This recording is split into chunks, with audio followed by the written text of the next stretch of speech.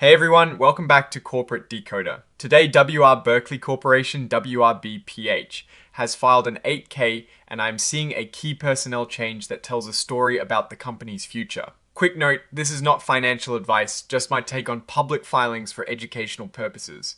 This filing reveals a significant shift in leadership, and what it means for the company's forward-looking strategy is quite interesting. So, WRBerkley Corporation, a company you might know for its insurance operations, has put out a current report, an 8K.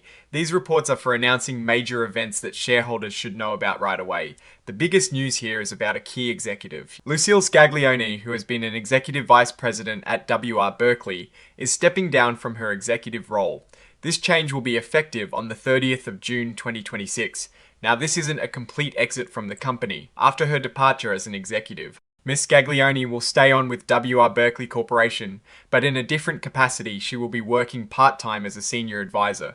This means her compensation will be adjusted to fit this new, less demanding role. Her existing long-term incentives, which are essentially parts of her pay tied to the company's long-term success, will be handled according to the rules already in place for those awards. While this filing is primarily about a personnel change, it is worth noting that WRBerkley Corporation has several classes of publicly traded debt, like these subordinated debentures.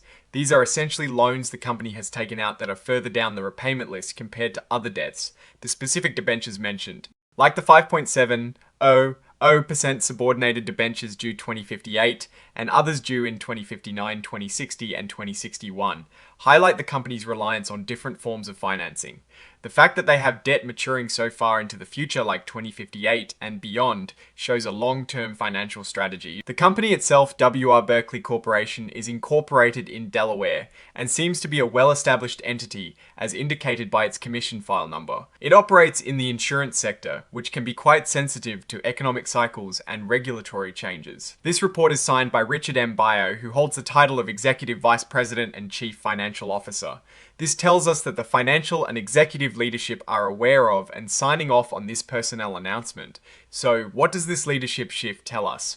Ms. Scaglione's move from an executive vice president role to a part-time senior advisor is a common transition for experienced leaders. It often signifies a plan for succession or allows senior figures to contribute strategic guidance without the day-to-day operational pressure. Given WRBerkley Corporation's business in insurance, which is deeply intertwined with economic conditions and long-term planning, having experienced advisors can be crucial. The fact that her long-term awards are treated per existing agreements suggests a smooth and planned transition rather than an abrupt departure. While there are no direct financial figures to dissect in this particular filing, the move itself hints at a company that is thinking about its long-term executive strategy and continuity. What I am watching for is how this transition impacts the company's future strategic decisions, especially in areas like navigating market volatility and product development within the insurance space. The continued involvement of experienced personnel in an advisory capacity, even part-time, can provide valuable institutional knowledge. That is my take. Stay decoded. If you found this deep dive helpful, a like really boosts these videos, and subscribe for more. And join our growing community on Discord, linked in the description.